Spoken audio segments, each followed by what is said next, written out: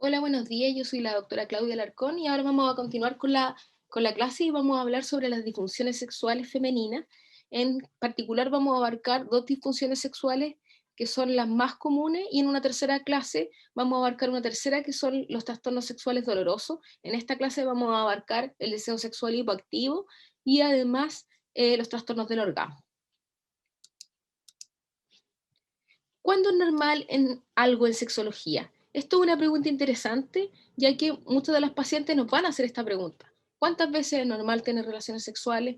¿Cuántas veces eh, es normal que logremos llegar al orgasmo? ¿Es normal tener relaciones sexuales 10 veces al día? ¿Es normal tener una relación sexual con dos personas al mismo tiempo? Son preguntas que nos van a hacer, por lo tanto tenemos que saber responder. La sexología, a diferencia de otros ámbitos de la medicina, no se rige solo por la fisiología, sino también por normativas sociales. No es así, por ejemplo, con la cardiología, que solamente se rige por la fisiología del aparato cardiovascular. La sexología no, porque además de lo que es fisiológico, tenemos que regirnos por estas normas sociales que se dan en un tiempo determinado y en un espacio determinado. Es así como, por ejemplo, en la antigua Roma era muy frecuente que se dieran mucho las orgías sexuales, o en algunas tribus indígenas era normal que las personas vírgenes que se iban a casar tuvieran relaciones sexuales el día antes con todos los familiares del novio antes de casarse. Eso era normal en aquella época y algo que no se puede cuestionar porque eso era lo normal. Entonces, por lo tanto, nosotros sugerimos cambiar este término de normalidad o anormalidad por el término de conducta sexual funcional. ¿Qué es lo que es una conducta sexual funcional? Son aquellos comportamientos que son comportamientos o conductas sexuales que son capaces de garantizar al individuo un mejor desenvolvimiento en su entorno y un estado emocional con menor angustia, preocupación y estrés. Es decir, aquellas conductas que son saludables, que van a generar menos conflicto interno, de modo que se pueda llevar una vida sexual con mayor paz y tranquilidad. ¿Qué caracteriza a una conducta sexual funcional? Es una conducta sexual que no produce daño psicológico en las personas que están implicadas, no produce un daño emocional ni físico, hay mutuo acuerdo en las acciones a tomar, se realiza solo por adulto y se realiza en privado. Esas son las características de una conducta sexual funcional o adecuada. Sabiendo esto, tenemos que saber cuándo hay una enfermedad en sexología y para eso tenemos que saber el término o tenemos que entender la variación sexual. El funcionamiento sexual adecuado obedece a un sistema de variación sexual, en el que tanto los estímulos sexuales como las respuestas sexuales pueden variar en el tiempo dentro de un mismo individuo, pero sabemos que siempre ante un estímulo sexual va a haber una respuesta sexual. Eso es lo fisiológico. Pero dentro de este mismo individuo pueden haber algunas variaciones que son normales. Aquí viene muy bien el dicho que dice una golondrina no hace verano. Eso es lo mismo para esto porque pueden haber variaciones en la conducta sexual que no nos van a llevar necesariamente a tener una patología o una enfermedad. Por lo tanto, tenemos que entender esto. En fisiología sexual sabemos que ante un estímulo sexual va a haber una respuesta sexual. Por lo tanto, podemos definir también qué es lo que es fisiopatología sexual. Podemos definir que hay una enfermedad en sexología cuando hay incapacidad de variar en la sexualidad y se responde de manera exclusiva a un solo estímulo. O sea, por ejemplo, las parafilias, en que hay una fijación, en que solamente se responde a un estímulo sexual y el resto de los estímulos sexuales dejan de ser importantes para responder solamente a uno. Hay una fijación por el estímulo. En ese caso, hay una enfermedad en sexología. Cuando hay incapacidad de responder a los estímulos sexuales, que no se responden a los estímulos sexuales o las respuestas sexuales son incompletas. Eso también se consideraría como una enfermedad en sexología. Además, tenemos que tener una enfermedad que sea, o sea, un comportamiento que sea persistente en el tiempo, que debería ocurrir como mínimo 6 meses, y ocurrir la mayoría de las ocasiones en que se realiza el acto sexual, además de generar un malestar clínicamente significativo y que no debe ocurrir por el consumo de droga o alguna enfermedad psiquiátrica. Por ejemplo, en el trastorno bipolar en que hay hipersexualización, ahí primero tenemos que descartar que no esté la enfermedad psiquiátrica para luego hablar de una enfermedad sexológica propiamente tal. Teniendo claro esto, recién ahora podemos hablar de las disfunciones sexuales. ¿Qué son las disfunciones sexuales? Son el mal funcionamiento sexual o la alteración en el funcionamiento sexual fisiológico. Se pueden dar en 4 aspectos: en el deseo, en la excitación, en el orgasmo o en el dolor. Dolor en las relaciones sexuales. Las disfunciones sexuales femeninas son relativamente frecuentes, pero en general las pacientes no consultan por ello, y además muchos médicos se sienten muy incómodos al preguntar sobre esto, y también no quieren preguntar porque a veces no saben cómo responder. Por lo tanto, hay una ignorancia en general dentro de la comunidad médica, y también una ignorancia de las pacientes o de los pacientes en cuanto a preguntar sobre la sexualidad. Además que sabemos que los tiempos clínicos son muy cortitos, por lo tanto se torna prácticamente imposible abordar problemáticas sexuales en una consulta normal.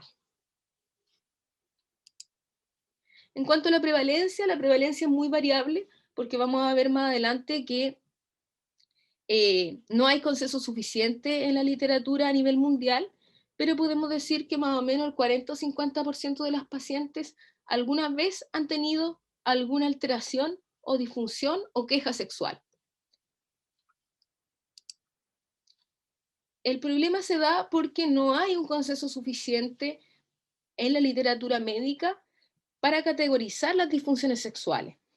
Tenemos 3 clasificaciones principales que son las que aparecen en la mayoría de las publicaciones. Una es la del DSM-5, otra la del CIE-11 y otra del Manual de Diagnóstico en Sexología de la 3ª edición, que es la que elaboran en general los sexólogos, pero en todas ellas hay algunas controversias. Por lo tanto, lo ideal es que para entender primero las disfunciones sexuales no nos guiemos por ninguna en particular. Los criterios en la mayoría de las patologías no se van a cumplir a cabalidad. Lo importante es que nosotros entendamos el concepto en sí de qué es lo que es una disfunción, independiente de que cumpla o no con todos los criterios que aparecen en la norma. Por lo tanto, para términos de esta clase no nos vamos a guiar por ninguna de estas clasificaciones, sino que vamos a hablar de las disfunciones en sí, entendiéndolas primero para poder categorizarlas después. ¿Cuáles son los determinantes biológicos de las disfunciones sexuales? Que son determinantes que abarcan a todas las relaciones sexuales. Sabemos que para que se produzca una relación sexual satisfactoria debe haber integridad en 4 ejes, que son integridad física de los órganos sexuales, integridad del sistema vascular, integridad neurológica e integridad endocrina. Todo esto debe conjugarse para que una relación sexual sea satisfactoria o para que un estímulo sexual dé lugar a una respuesta sexual. Esto configuraría entonces las causas orgánicas de las disfunciones sexuales. Más o menos el 10% de las causas de las disfunciones sexuales son orgánicas, y en estos ejes son los que tenemos que investigar si hay alguna alteración. Y también hay determinantes psicológicos de las disfunciones sexuales, que en el fondo son la mayoría, porque llevan a que una disfunción sexual o que un problema sexual pequeño se haga más grande y posteriormente se transforme en una disfunción propiamente tal. Los determinantes biológicos, determinantes psicológicos entonces de las disfunciones sexuales podríamos dividirlo en las causas inmediatas que actúan en el aquí y en el ahora para destruir la respuesta sexual en un momento dado. Las causas remotas son las causas que están mucho más atrás y que en el fondo son causas que no son analizables en el mismo momento, sino que son causas que la mayoría de los individuos guardan en su inconsciente, y las causas relacionadas con la pareja. Las causas inmediatas de las disfunciones sexuales en general son incapacidad de practicar una conducta sexual efectiva, ya sea por una técnica sexual deficiente, ya sea por ignorancia sexual, ya sea por evitación inconsciente de una sexualidad satisfactoria, culpa, conflictos de pareja, ansiedad sexual anticipatoria, que es algo muy frecuente, el rol de espectador, que también es algo que es muy frecuente en que la persona que está teniendo la relación sexual no se no se abandona a la experiencia de la actividad sexual. Sabemos que las funciones autónomas deben estar libres del control consciente para que una relación sexual sea satisfactoria. Y la incapacidad de comunicarse.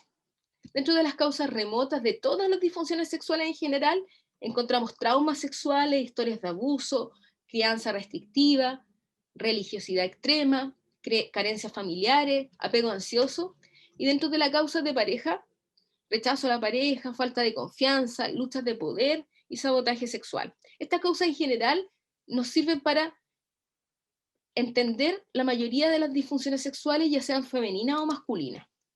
Vamos a empezar entonces por los trastornos del deseo. En general es una de las patologías más frecuentes en sexología clínica. Para Francisco Cabello se definiría como la ausencia o disminución de pensamiento o fantasías sexuales y de interés en iniciar o responder un encuentro sexual en presencia de adecuados inductores del deseo. Como vimos anteriormente, las bases neurobiológicas del deseo sexual se encuentran en el sistema límbico y en áreas específicas como la corteza prefrontal, el locus coeruleus, el área preóptica medial, el núcleo paraventricular del hipotálamo y el núcleo accumbens, que van a regular la atención y también van a regular la recompensa. Sabemos también que la excitación sexual, o sea, recordando un poquito lo que ya vimos, la excitación sexual implica las acciones de la dopamina, la melanocortina, la oxitocina, la vasopresina y la norepinefrina, que son neurotransmisores que van a coordinar vías en el hipotálamo y en el sistema límbico que nos van a poder ayudar a procesar y a responder a los estímulos sexuales. Y sabemos que en la inhibición sexual intervienen los sistemas cerebrales de los opioides, la serotonina y los endocannabinoides, que se activan normalmente durante la refractoriedad sexual. Estos sistemas que son inhibitorios reducen la capacidad de los sistemas excitatorios de activarse. Y aquí, como se puede ver en la gráfica, podría haber un deseo, una respuesta sexual con más tendencia a la excitación, una respuesta sexual con tendencia a la inhibición o una combinación de factores. Dentro también de las bases neurobiológicas del deseo se encuentran las hormonas. Sabemos que las hormonas tienen un papel muy importante en neuromodular las respuestas de los neurotransmisores, por lo tanto son las bases que nos van a ayudar a entender la génesis del deseo. ¿Qué datos claves tenemos? Sabemos que clínicamente no hay diferencias hormonales identificables que caractericen a las mujeres premenopáusicas que tienen o no deseo sexual hipoactivo. O sea, no hay ninguna hormona que yo pueda solicitar en el laboratorio que me vaya a identificar a las pacientes con o sin deseo sexual hipoactivo. En general, cuando pedimos exámenes, lo hacemos para descartar otras causas, pero no para identificar a pacientes con o sin deseo sexual hipoactivo. Sabemos también que las mujeres posmenopáusicas a menudo experimentan niveles más bajos de deseo sexual, pero tienen tasas más bajas de estrés y tasas más bajas de angustia. Sabemos también que, aunque los niveles más bajos de testosterona se han asociado a disminución del deseo sexual, no hay un nivel de testosterona que prediga el deseo sexual hipoactivo. De forma similar, sabemos que el bajo deseo sexual también se asocia con niveles reducidos de estradiol, pero las mujeres que tienen bajo deseo sexual no tienen necesariamente disminución en los niveles de estradiol sanguíneo. Y sabemos que, independientemente si los desequilibrios en los niveles hormonales desempeñan un papel causal dentro de la génesis del deseo, es probable que el deseo sexual hipoactivo implique una predisposición a las vías inhibitorias en el cerebro o que existan neuroadaptaciones funcionales y estructurales que den lugar a la disminución de la excitación o a un aumento de la inhibición o a una mezcla de ambas. Todas estas alteraciones dinámicas pueden ser moduladas o reforzadas por la experiencia y el comportamiento. O sea, sabemos que los comportamientos de la vida de una persona nos pueden llevar a neuroadaptaciones que nos van a llevar a tener un aumento de la inhibición o una disminución de la excitación de los neurotransmisores clave en el cerebro. ¿Qué formas clínicas tenemos de deseo sexual hipoactivo puede ser primario o secundario, puede ser generalizado o situacional, puede ser adquirido, puede ser innato, pueden tener también las pacientes asociados a algunos trastornos en relación a la morfología corporal, autoestima baja, depresión, entre otros. ¿Qué causas tenemos dentro del deseo sexual hipoactivo? Más o menos habíamos dicho que el 10% eran causas orgánicas y el 90% eran causas psicológicas. Dentro de las causas orgánicas tenemos que descartar todas aquellas enfermedades que nos afectan en los 4 ejes que dijimos que eran muy importantes para las disfunciones.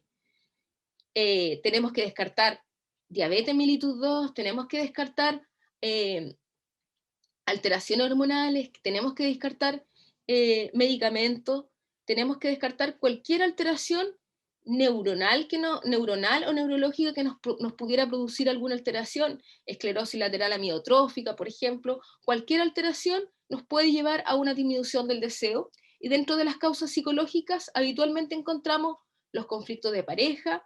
Sabemos que cualquier disfunción sexual previa, por ejemplo, un trastorno del orgasmo, nos puede llevar a una disminución del deseo. ¿Cómo ocurre esto? Recordando un poquito el esquema en que el estímulo sexual llevaba a la liberación de dopamina y esa dopamina nos hacía querer repetir el acto sexual, pasa un poquito lo mismo. Si nosotros no logramos la satisfacción sexual por cualquier motivo, es probable que no queramos repetir nuevamente el acto sexual, por lo tanto los niveles de deseo bajan. Desmotivación en general, estrés y frustración. Tenemos que evaluar todas estas condiciones que se asocian con bajo deseo sexual, como droga antiepiléptica, algunos medicamentos cardiovasculares, drogas de abuso, y algunos medicamentos hormonales. ¿Cómo podemos hacer el screening fácil? Por el screener de disminución del deseo sexual, que es un instrumento de fácil aplicación, que tiene 5 preguntas, en que el propósito de las preguntas de la 1 a la 4 es determinar si existe deseo sexual hipoactivo. Primero eso. Si la persona responde sí a todas las preguntas, se trata de un deseo sexual hipoactivo adquirido generalizado. Y el propósito de la pregunta número 5 es ayudar a determinar si la etiología del deseo sexual hipoactivo es primaria o secundaria. ¿Cómo vamos a tratar a las pacientes con deseo sexual hipoactivo? En general, hay 3 pilares de tratamiento. Uno, y el más importante, es la terapia sexológica. El segundo es el tratamiento con fármacos, que la verdad es que la utilidad está en jaque, y hay algunos tratamientos que también podrían ser efectivos de acuerdo al tipo de persona con la que estemos tratando, por ejemplo, psicoterapia, mindfulness, terapia de pareja. En el fondo va a depender del contexto en el que nos encontremos. Existen varias formas de tratar a los pacientes. Existe el modelo de Kaplan, que es un modelo más psicoanalítico, el modelo de Piccolo y Friedman, que consiste más en trabajos de pareja, en potenciación de la erotofilia, el modelo de Trudel, que consiste en focalización sensorial, en entrenamiento de habilidades de comunicación en pareja en general, pero hay que tener en claro que lo principal de la terapia sexológica, primero que todo, es disminuir los niveles de ansiedad, porque sabemos que la ansiedad es uno de los factores clave y determinantes en que exista la disfunción. Sabemos que una paciente que está pensando constantemente en que no tiene deseo sexual, probablemente va a experimentar niveles de ansiedad más altos. Se basa también en el mejoramiento de la intimidad, en incrementar la atracción entre los miembros de la pareja, en incrementar la confianza y seguridad en la pareja, en el desarrollo también de nuevos escenarios sexuales y en el mejoramiento de las habilidades comunicacionales. Esto es muy importante porque, como hablamos en la clase anterior, sabemos que el deseo sexual puede ser espontáneo o puede ser reactivo. O sea, hay posibilidades de que nosotros tratemos de aumentar o de neuromodular las vías excitatorias cerebrales para que el deseo sexual aumente. Es, por lo tanto, muy importante que tengamos claro que el deseo sexual se puede modular y se puede aumentar con algunos tratamientos en el área sexológica. Hay tratamientos que también son con fármacos. Aquí es muy importante saber que La mayoría de los fármacos que se usan como para aumentar el deseo sexual son off-label y obviamente que tienen su base en aquellos neurotransmisores y hormonas que vimos, que actuaban sobre el deseo sexual.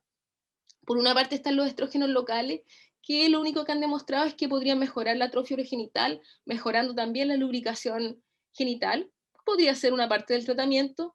También tenemos la testosterona, que también su uso es off-label, y también tenemos la tibolona, que también ha demostrado mejorar el deseo sexual frente a placebo y frente a la terapia de reemplazo hormonal clásica.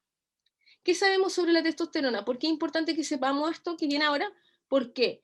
Porque se da mucho de que en algunas pacientes que tienen deseo sexual hipoactivo van donde el ginecólogo, y el ginecólogo lo primero que les dice: ya, te voy a dejar testosterona. Y piensan que mágicamente se va a dar la solución al problema, pero la verdad es que sabemos que el deseo sexual tiene tanta génesis y tantos factores que lo determinan, que la verdad que el uso de solamente un medicamento en la mayoría de los casos no es suficiente y casi siempre se tiene que acompañar además de la terapia sexológica. La testosterona, la testosterona se ha usado desde tiempos muy antiguos, pero como les dije, su uso es off-label. Hay pruebas de los beneficios de la terapia transdérmica en pacientes posmenopáusicas con bajo deseo sexual, pero como dijimos, no existe un nivel sérico particular o un límite inferior de andrógeno que sea diagnóstico de una disfunción sexual femenina.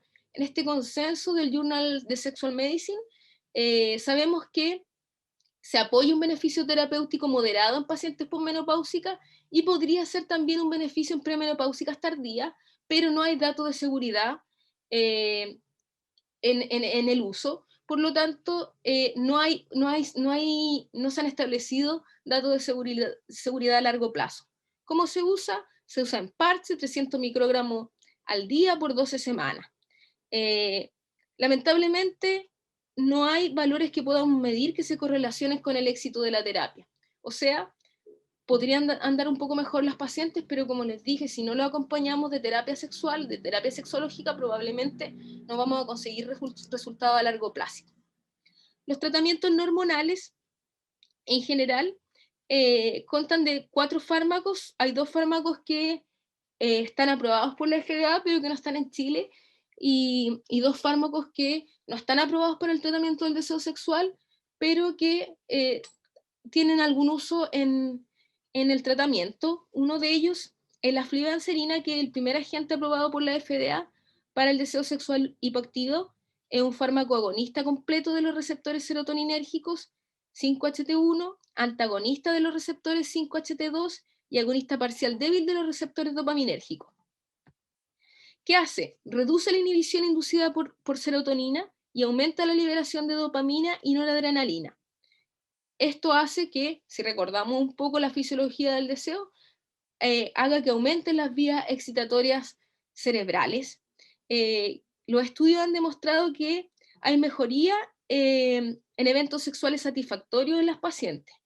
Fue aprobado recién en el 2015 para el uso en el deseo sexual hipoactivo en mujeres premenopáusicas que no tienen depresión. Tiene una tasa alta de efectos adversos. Los más comunes son mareo, somnolencia, náusea y fatiga, y además sabemos que no se debe usar alcohol durante el uso de la fluoxetina por el riesgo de síncope y hipotensión. Tenemos el bupropión, que es un inhibidor de la recaptación de noradrenalina y dopamina. Su utilidad es más clara en mujeres con disfunciones sexuales inducidas por antidepresivos. Está aprobado como antidepresivo por la FDA y también como un tratamiento contra el hábito tabáquico, pero se ha demostrado que podría mejorar la función sexual según el índice de función sexual.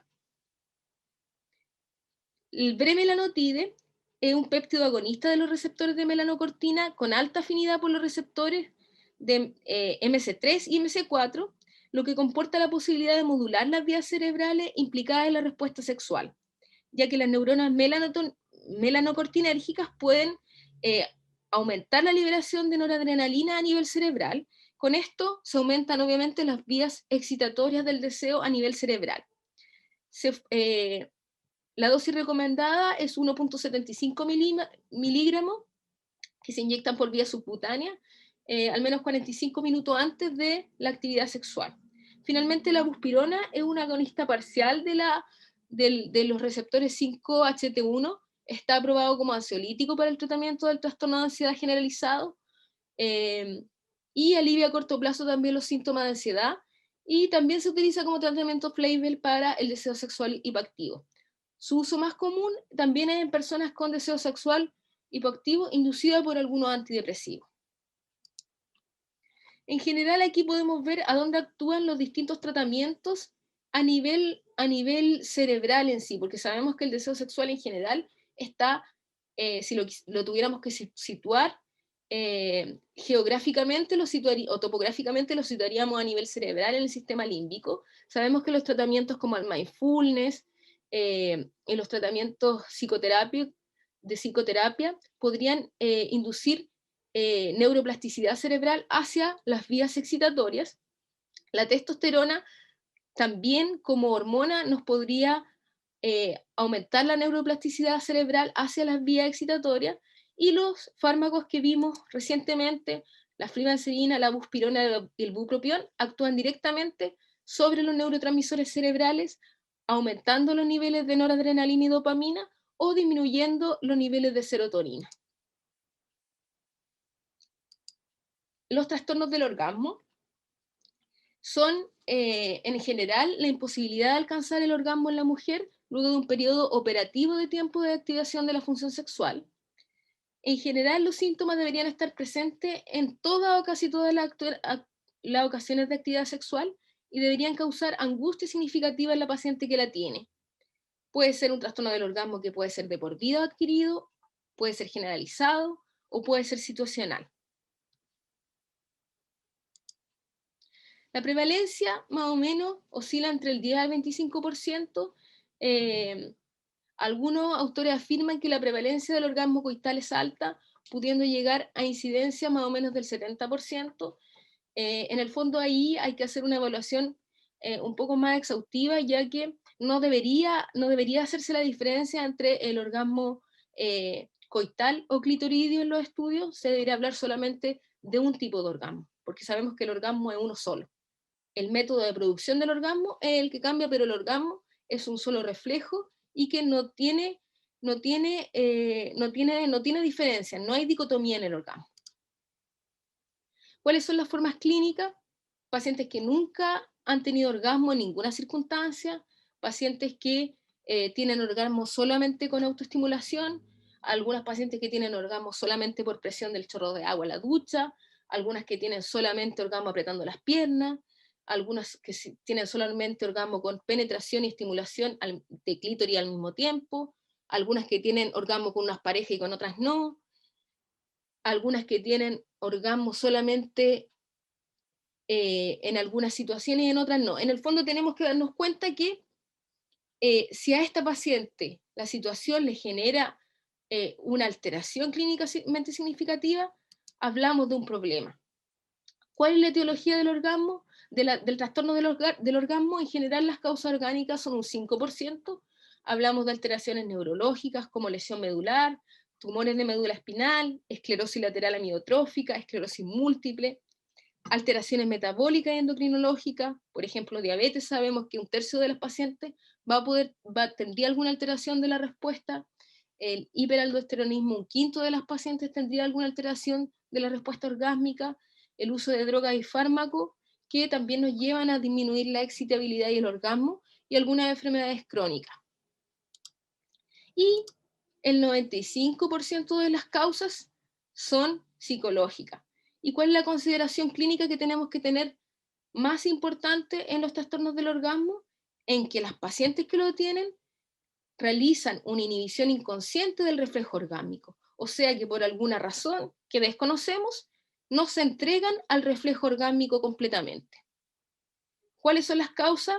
Religiosidad extrema, experiencias sexuales traumáticas, culpa, estados depresivos, ignorancia sexual, monotonía en prácticas sexuales, miedo a perder el control. Hay factores que son predisponentes, hay factores que son precipitantes en esto del trastorno del orgasmo.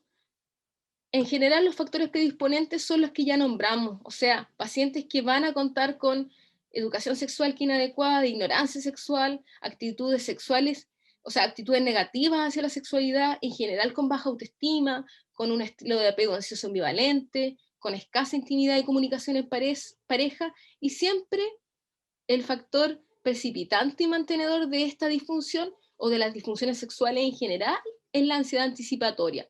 La paciente tiene miedo a no llegar al orgasmo y cada vez que tiene miedo, esto se transforma en un círculo en que hay miedo y se produce la disfunción, y tiene miedo y ansiedad y se produce nuevamente la disfunción. ¿Cuáles son las consideraciones clínicas? Como dije anteriormente, tener bien claro esto: incapacidad de abandono al reflejo orgásmico. Las pacientes que tienen un trastorno del orgasmo tienen una incapacidad de abandono al reflejo orgásmico, ya sea porque lo hacen inconscientemente o porque nunca han vivido el reflejo orgásmico en sí. Considerando la gran variabilidad de cada mujer para obtener el orgasmo, nos llevará a determinar que algunas pacientes requerirán, aún siendo funcionales, un estímulo sumamente alto para alcanzar el orgasmo, sin necesariamente presentar alguna patología o disfunción, y que hay otras que con un estímulo débil lo van a presentar. Hay que tener claro que hay una gran variabilidad de cada mujer para la obtención del orgasmo y que algunas pacientes van a requerir de un estímulo muy, muy alto para lograrlo y otras de un estímulo muy, muy bajo. Si consideramos tal cual como Kaplan al orgasmo como un reflejo, nos vamos a dar cuenta que vamos a encontrar disfunciones en aquellas mujeres que, a pesar de tener un estímulo adecuado, han aprendido a inhibir inconscientemente el reflejo orgásmico.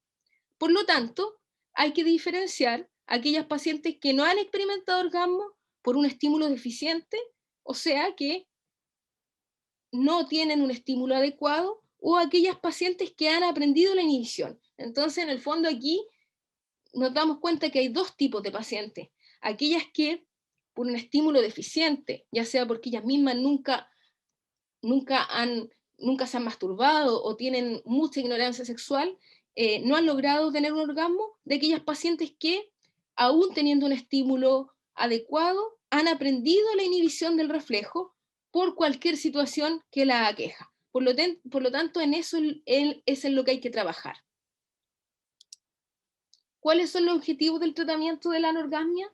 Están enfocados primero que todo en el disfrute de la respuesta sexual y se basan en la premisa de que el reflejo orgásmico ha sido inhibido y no destruido.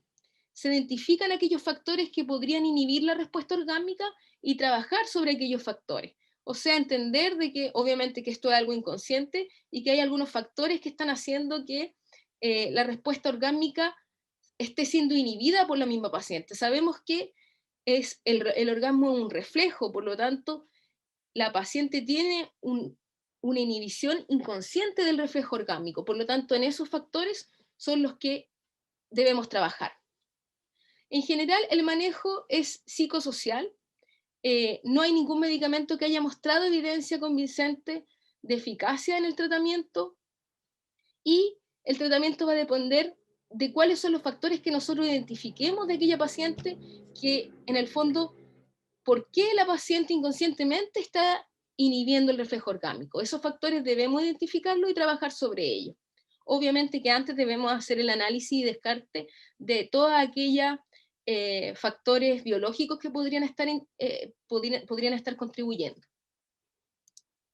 ¿Cuál es el pilar fundamental del tratamiento? La terapia sexológica, basada en eliminar entonces los factores que inhiben el reflejo orgásmico y distinguir si se trata realmente de una disfunción o realmente se debe a un estímulo ineficiente o a solamente educación sexual deficiente. Entonces identificamos los factores predisponentes, que puede ser con técnicas de psicoterapia breve o un terapeuta sexual o un sexólogo también lo podría realizar. Hay que resolver también los conflictos que pueden haber en la pareja. Se utilizan también algunas técnicas para potenciar la erotofilia. Se utiliza la autoestimulación. Se sabe que más o menos el 95-99% de las pacientes van a lograr el orgasmo por autoestimulación. Hay pacientes que nunca han experimentado la autoestimulación, por lo tanto es imposible que experimenten, o es muy difícil que experimenten el reflejo orgásmico, pero una vez que lo hacen, es muy fácil que con sus parejas después logren el reflejo orgásmico. Y posteriormente técnicas de erotización orgásmica y capacitación orgásmica en pareja. Otras intervenciones que podríamos realizar son ejercicios de kinesioterapia del suelo pélvico. Hay algunos dispositivos estimuladores que son cuando ya fallan todas las técnicas de manejo de del trastorno, y algunos procedimientos cosméticos que no tienen ninguna importancia. ¿Cuál debe ser la actitud del ginecólogo ante las disfunciones sexuales? En general, no hacer, o sea, no realizar nunca el interrogatorio con preguntas cerradas, nunca preguntar algo mientras estamos examinando a las pacientes, nunca minimizar el problema de la paciente. Pasa mucho que las pacientes llegan y dicen, doctor, es que yo le dije al doctor y ni siquiera me pescó. Eso puede suceder. Nunca minimizar, nunca interrumpir lo que está diciendo la paciente, porque si la paciente se atreve a decirlo, es porque en su mente ya le ha dado mil vueltas antes de poder recién decirlo. Nunca evadir el tema y nunca restar la importancia al tema de la sexualidad. ¿Qué sí debiéramos hacer como ginecólogo? Preguntas abiertas, escuchar, explicar. Por último, si no sabemos cómo manejar, podemos explicar la fisiología básica de la sexualidad, y con eso las pacientes ya van a quedar más tranquilas. Derivar a quien sabemos que puede tener más conocimiento. Hacer preguntas indirectas, por ejemplo, ¿afectan los sofocos en forma negativa a las relaciones sexuales? Hacer una historia clínica detallada y, lo más importante, derivar. Tener claro que uno no es fuente de todo conocimiento y que podemos derivar a las personas que podrían tener más conocimiento en el área. Bueno, eso es todo, y en la próxima clase vamos a hablar de trastornos dolorosos en las relaciones sexuales.